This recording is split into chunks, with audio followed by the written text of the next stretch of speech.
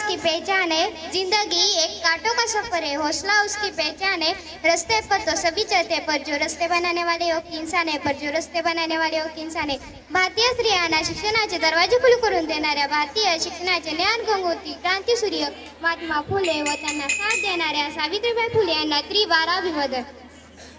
18व्या शतकाचा काळ होता, स्त्रियांचे जीवन चूल आणि मूल पर्यंतच मर्यादित होते। स्त्रियांनी शिक्षण घेणे म्हणजे पाप समजले जायचे।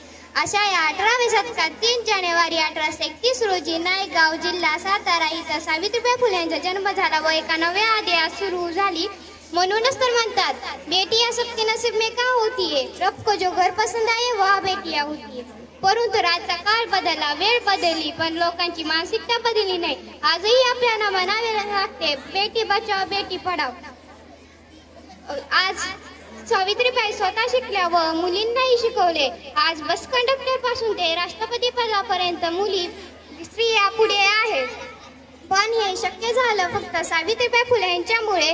शेवटी भारतातल्या स्त्रियांसाठी एवढंच म्हणते की बोए जाते हैं बेटे पर हो जाती है बेटियां, स्कूल जाते हैं बेटे पर आगे बढ़ जाती है बेटियां, मेहनत करते हैं बेटे पर औलाती है बेटियां, जब रुलाते हैं बेटे तब हंसाती है बेटियां, नाम करे ना करे बेटे नाम कमाती है बेटियां, आशा रहती है बेटों से पर पूरी कर जाती है बेटियां। एवढे बोलून मी माझे भाषण संपवते। जय हिंद, जय महाराष्ट्र। गर्दा वाढला जास्त। अरे ज्ञान नाही, विद्या नाही, विज्ञानाची गोडी नाही।